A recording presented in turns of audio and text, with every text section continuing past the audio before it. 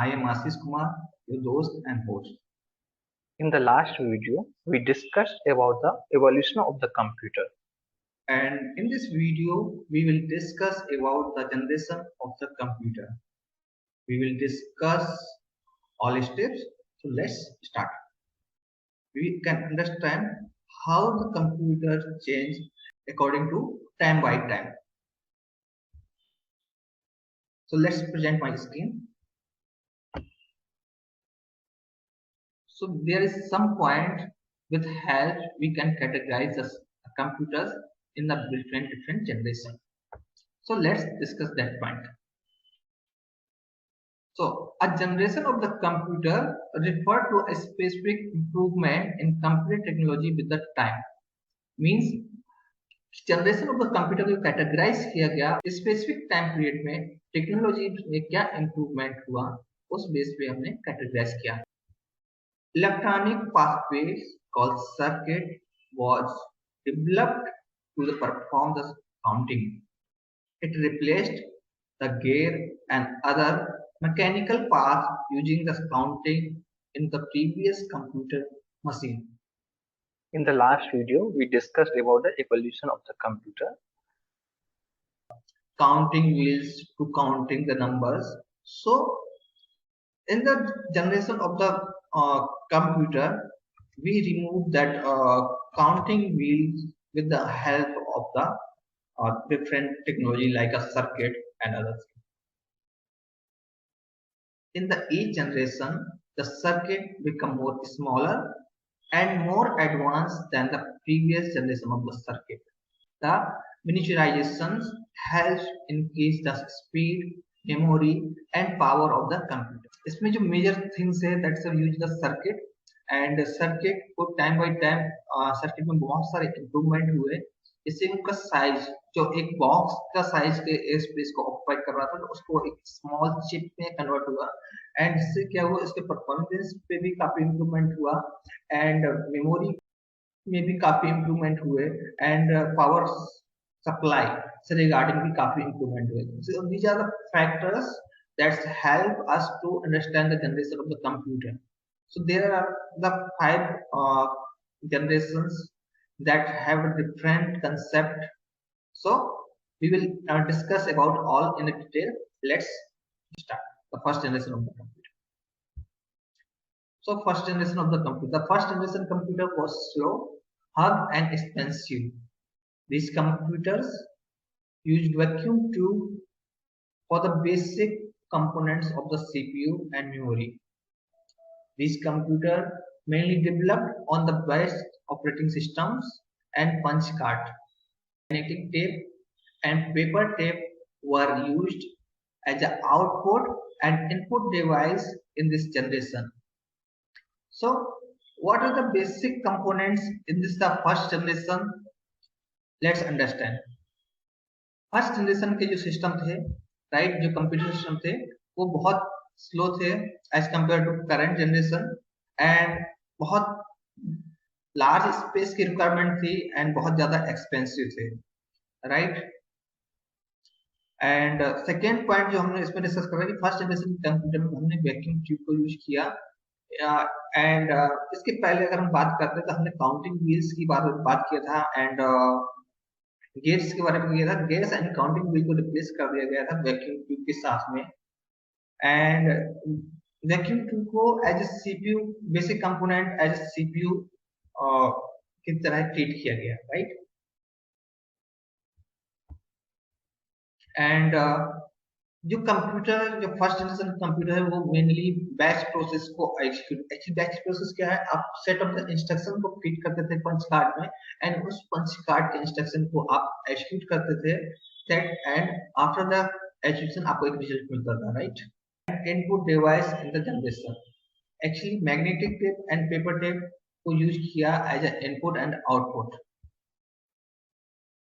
So let's discuss the first device. First device that's come under the first generation of the computer, that is the Mark 1. And Mark 1, it was developed by the Howard A. Aiken of the Harvard University in the contribution with the IBM. It was electromagnetical device.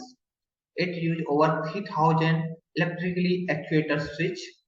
It was 5 feet long and 8 feet height, and it performed addition, subtractions, multiplication, division, and tablet reference of the number as long 23 decimal digit.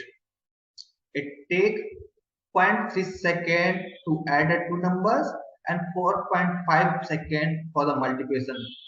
Paper tape is used for the feed the input as a punch card. So let's view the Mark 1 computer.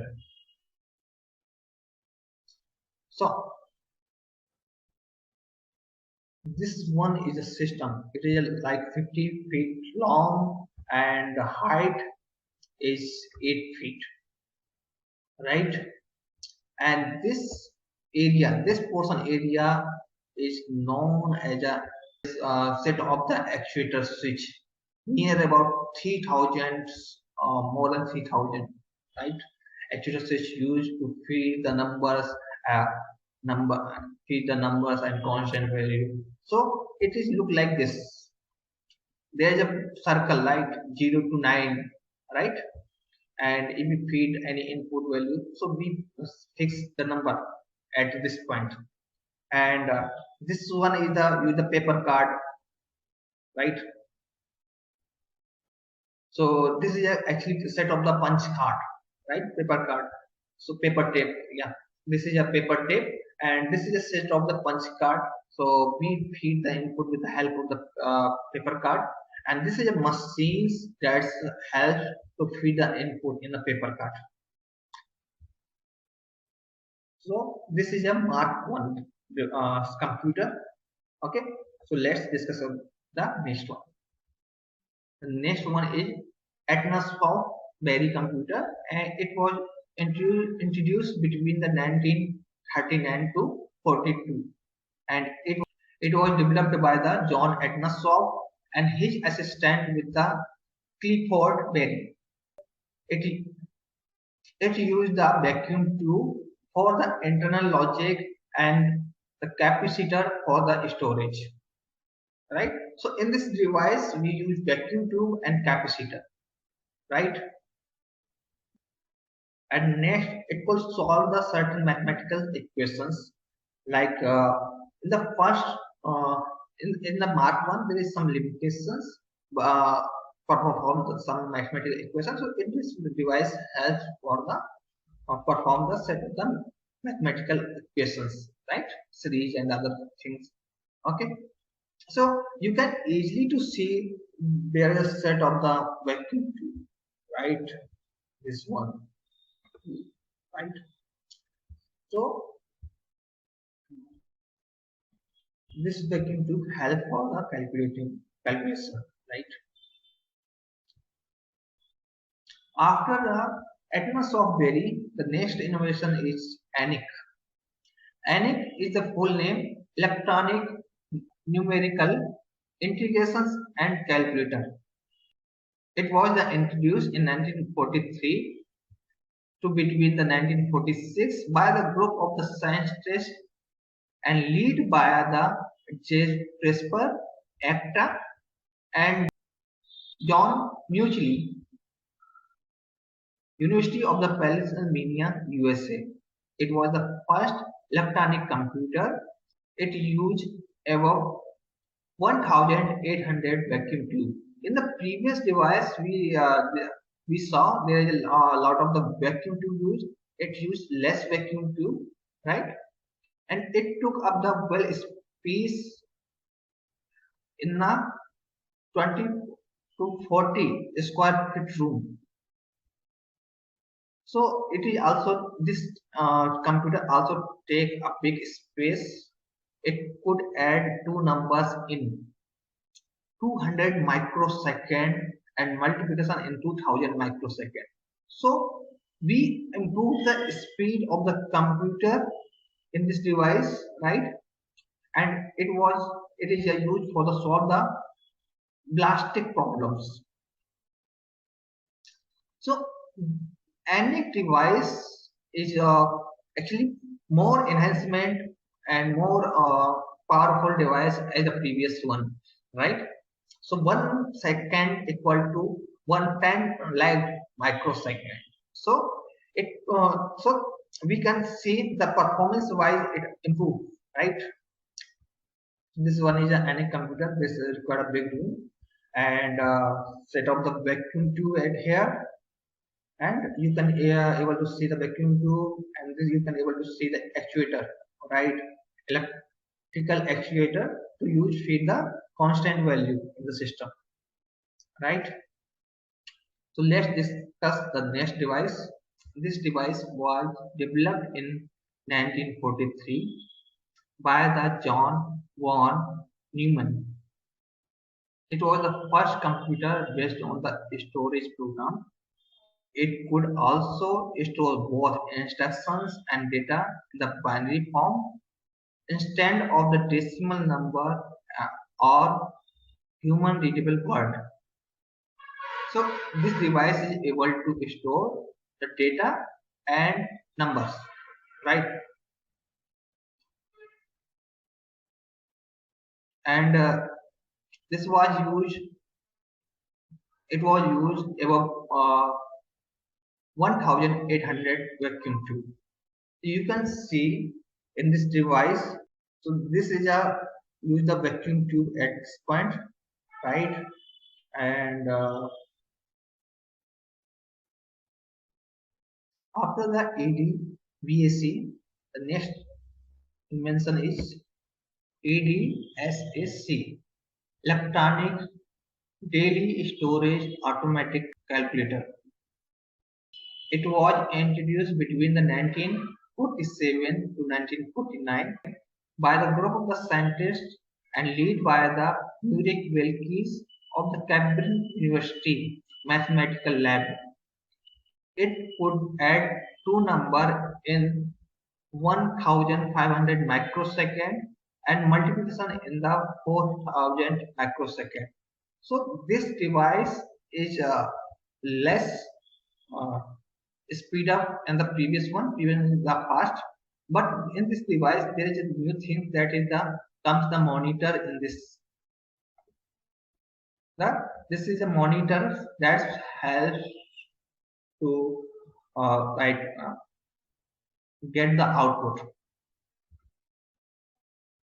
After the ADSAC, next invention is Universal Arithmetic Computer.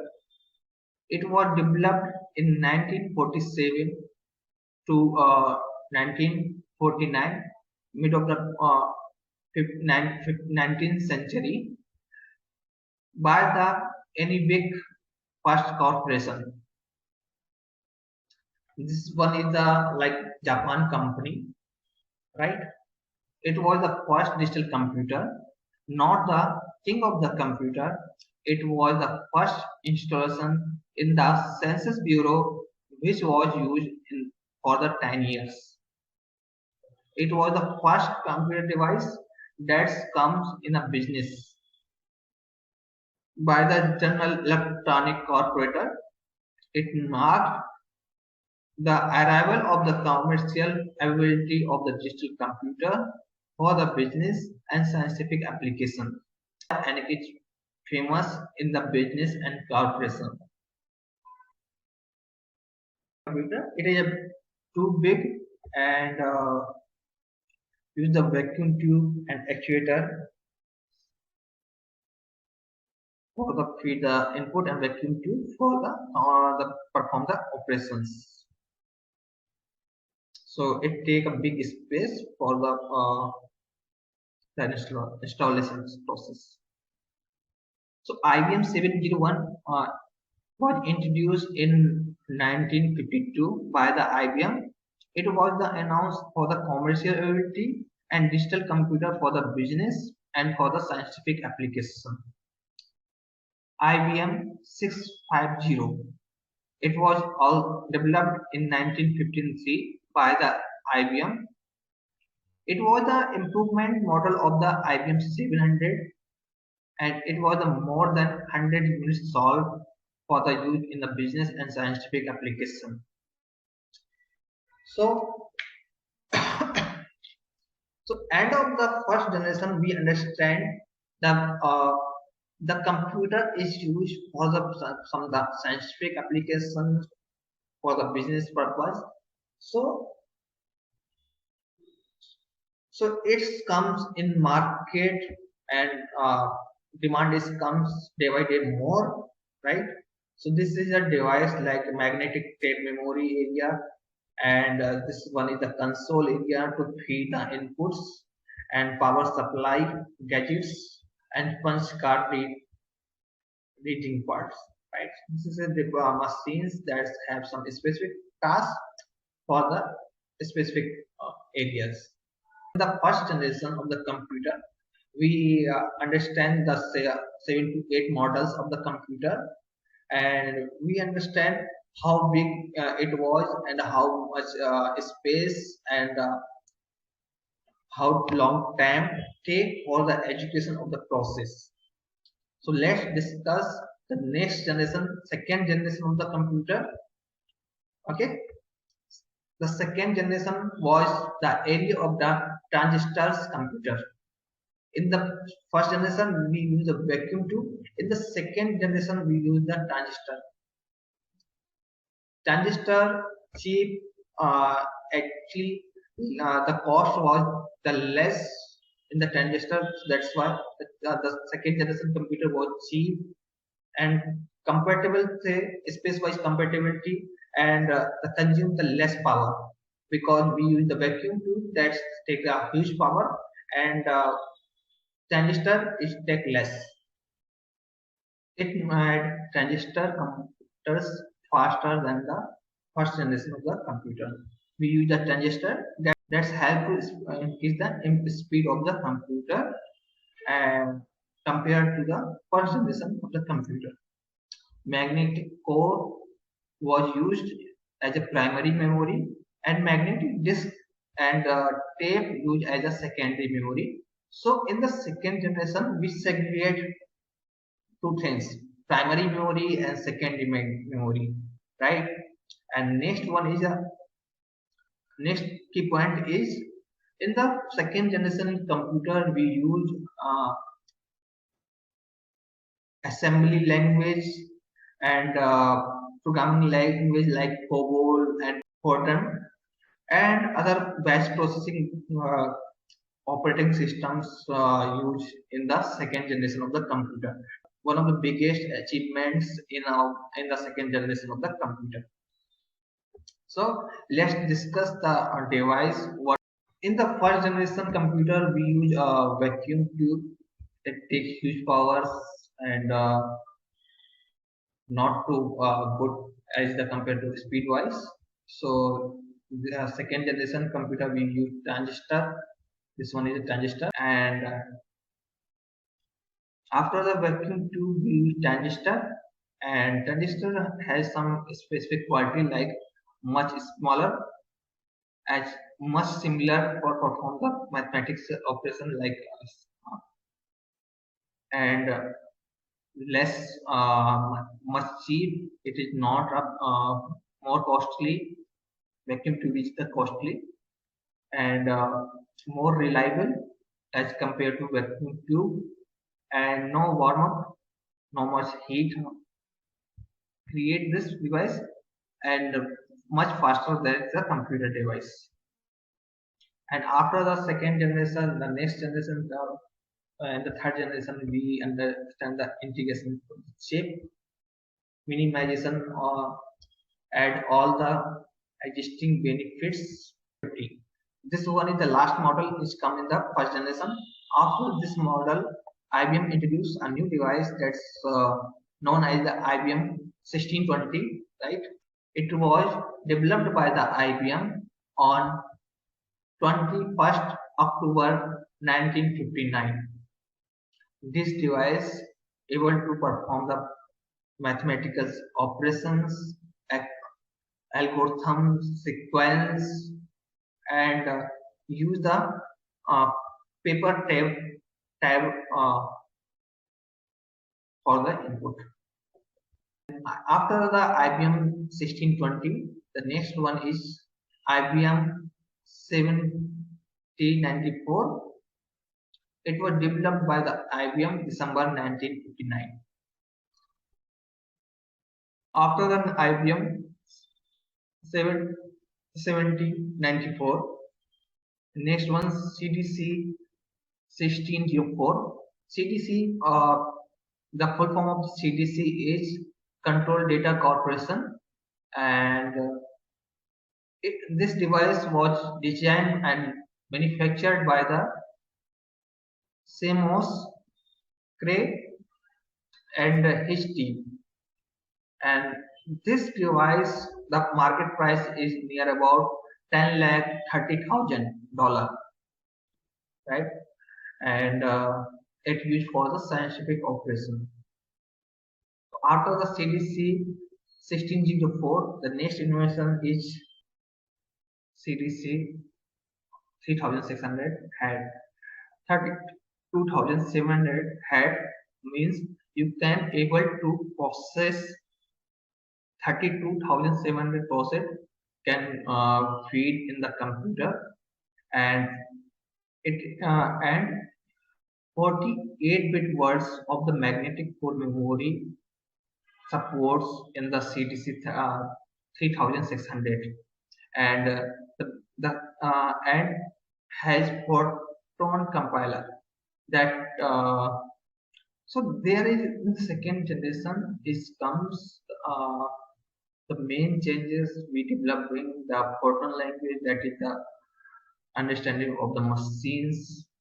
We can able to feed the input, right? So this is a device CDC 3600. So it is the like more attractive models, like design is too good as compared to previous one, and we use the glasses to make the device more attractive, right? So after the CDC 3600, next one is UNIVAC 1108. This models comes in the second generation, and in this model we use transistor for the perform the operations, and we use other equipment for the like display the outputs, right? We can able to see the counts and other things at this, like so we do the invention in the place of the output device, and uh, make more easy to feed the input in the computer, feed the constant value, and give the instructions, right? So this one is the last device that comes under the second generation. So let's discuss the next third generation. 1964 to 1955. This time intervals comes in the computer world known as the third generation of the computer, and we will discuss the all the points. What is the points comes in the third generation? So third generation computers use the integrated circuits instance of the transistor, which increase the power of the computer and reduce the cost. The integration circuit is more or less costly as compared to the transistor, right? The computer also become more reliable, efficient, and small to the size. Third generation is computer is smaller than the previous one. These generations computer use to remote process, time sharing, multiple programming, and as operating system, right? And high level programming language like Fortran second to fifth, COBOL, Pascal, PL1, algorithm, Algo 68. These are the programming language that's used in the third generation with the condition of the computer. So there are very drastical changes comes in the year by year in the computer, right? So let's discuss the first device, IBM 360 series. So IBM introduced a series that's introduced the series in 1964. It was based on the solved logic technology. Like we have a circuit. That circuit is solved in the machine, right? That's known as the solved logic technology, which pack of the more transistor one onto a circuit, right? And allowing more powerful but smaller computers to build it, right? So after the build the transistor in a circuit, it increase the power of the systems, and uh, it consume less electric power, right? After the IBM 360, next one is the Honeywell 6000 series, and other series also like 6000, and other series also 6000, 30, 20, like this. And this computer was manufactured by the Honeywell International Corporations in 1917 to 1989. This is an advanced series of the 6000, and it had more improvements, right? PDP, program data processor, and comes in the category of the mini computer model. PDP is the original hardware for the Steve Wessels game. That game is known as the Space War. Space War, the world first mini computer game. This is a CPU device that's perform the calculations, and this is a monitor device that's present the result. So when we start the games, it look like this one. So after the PGP, we have a next device. IBM introduced three model, right, under the system 370. One is the 168, 158, and 145. So in this model, IBM used semiconductor for the secondary memory. 145 model was announced in the 1971, last summer of the 1971. And this model has some specification, some more advanced. That is the you use semiconductor, right? And semiconductor circuit is integrated with that technology called MIST, monolithic integration circuit. So IBM announced three model, right? And this is a IBM 370 model, 370/168 model. That's help for the solve the scientific problems and scientific calculation. Next one is T stand for the Torpedo data computer. It was earlier electrical and analog computer. That computer is used in the World War II, and it was the automatically track the route, simple to operate it, and simple to fire instructions. TDC 316 was the last device that's come in the third generation, and we discuss in the fourth generation. The fourth generation era is known comes in 1975 to 1985, and there is some key points that's come in the fourth generation of the computer. In the fourth generation of the computer, use the very large scale integration circuit and a chip containing millions of the transistor and other circuit elements. These chips make this generation computer is more compatible as compared to previous computers, and more powerful and fast and affordable. And the cost of the computer is less. So, and this computer or this generation of the computer real time used in the real time, and like a time sharing and distribution operating system.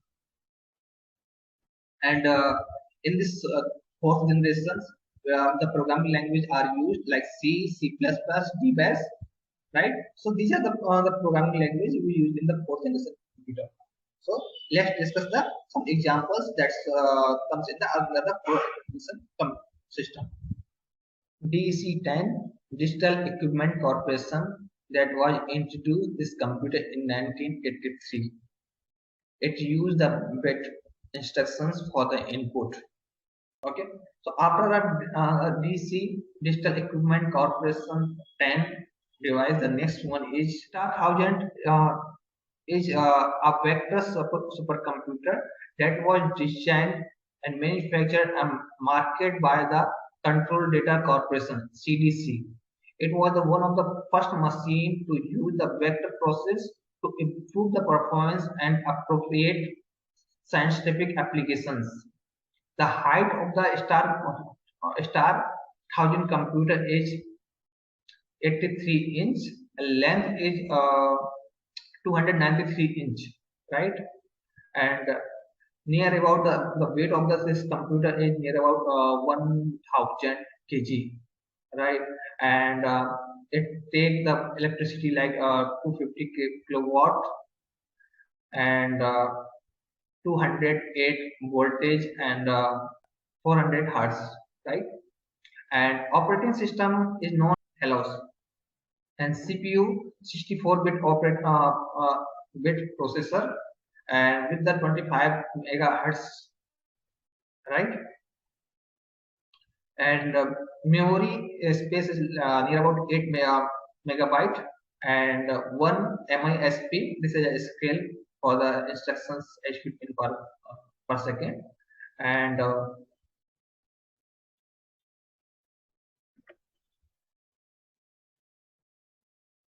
so these are the informations regarding to Star 1000. After the Star 1000, the next one is PDP-11 is a series of the 16-bit mini computer sold by the Digital Equipment Corporation in 1917. The PDP-11 is 11's operating system is like a influencer in the market that's helps to improve the operating system more. After the PDP-11, the next one is the Cray-1, and Cray-1 was the supercomputer designed and manufactured and marketed by the Cray Research, announced in 1975. The Cray-1 system was installed at Los Alamos National Laboratory in 1976. These system improved the performance of the mathematical operations and arrange the memory and register to quickly performs a single operating on a large set of the data. Price of the Cray systems is near about 7.9 million in 1977. Yeah, that at this time, and this time is near about 35.3 million, right? Height of the Cray-1 system is near about 77 inch, and base is near about the 104 inch, right? So it is in a circle face, right? And the power of this computer is near about 115 kilovolt, and those 208 watt and 400 hertz. And operating system COS and Unicos is used in the Cray-1, that is the 64-bit processor, and memory is like 8.39 megabytes used in the Cray-1 system, and storage capacity that is near about 303 megabytes, and it can execute 160 instructions in our cycle. So Cray-1 supercomputer has more powerful than the previous one, and after the Cray that is introduced in the Cray XMP supercomputer. Cray XMP was the supercomputer and designed and built by the Cray Research in 1918 too. The price of the Cray SMP is 15 million, and it is in a circle shape. So it is like a 8.6 feet and in a areas wise, and 6.2 4 feet height. The weight is near about 5.12 ton, and its electricity power is near about 345 kilowatt, and operating system is used in the COS and Unicos.